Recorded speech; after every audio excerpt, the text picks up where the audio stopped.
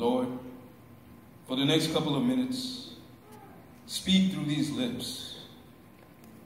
Penetrate the heart of somebody. We praise you in advance for your grace. In Jesus' name, amen. Philip Yancey, an American Christian author. 14 million copies of his books have been sold worldwide, making him one of the best-selling evangelical Christian authors. One of his books, What's So Amazing About Grace, tells a true story about a man who works with the downtrodden, who works in Chicago, who was approached by a prostitute. The prostitute came to him in wretched straits. She was homeless. She was sick. She was unable to buy food for her 2-year-old daughter. Crying profusely, this young lady told the man she had been renting out her daughter, 2 years old, to men. The woman told the man she had made more money renting out her daughter for an hour than she could earn on her own in a night. She said she had to do it to support a drug habit. The man said he could hardly bear hearing this disgusting, despicable story.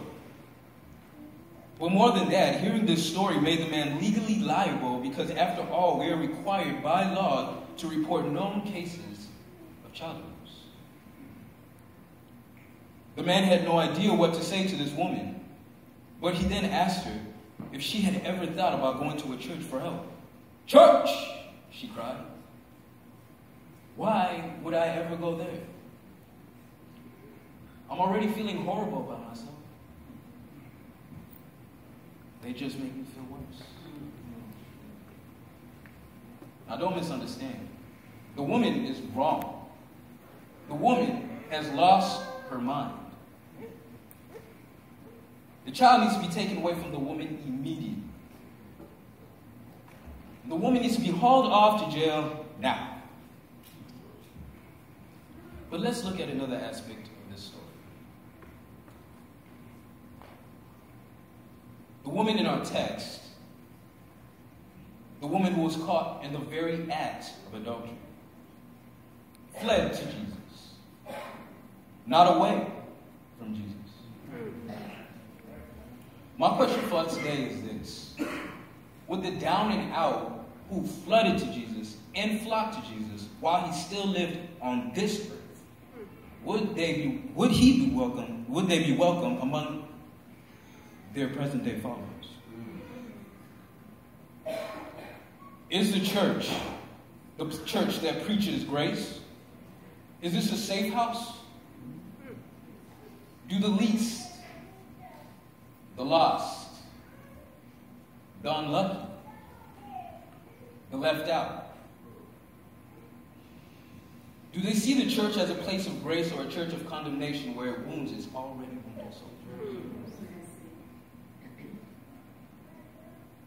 The Bible does not tell us how the woman in John 8 was caught in adultery.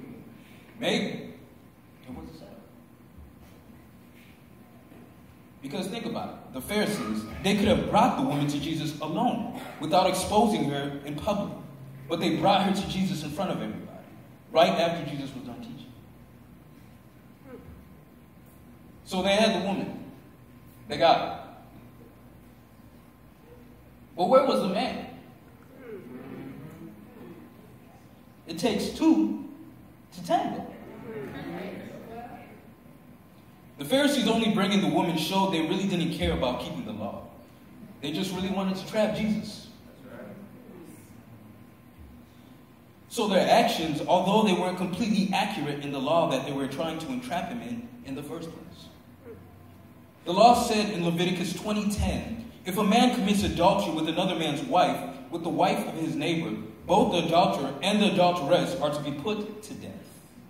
The law said in Deuteronomy 22:22, if a man is found sleeping with another man's wife, both the man who slept with her and the woman must die, because you must purge the evil from Israel. The law said adultery was punishable by death.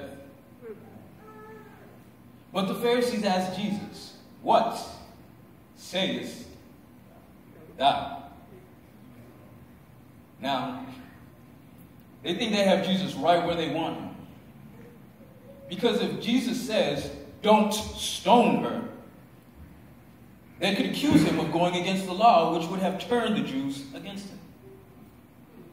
But then if Jesus says, on the other hand, stone her, they could report him to the Roman officials, since the Romans didn't allow the Jews to carry out capital punishment. Either way,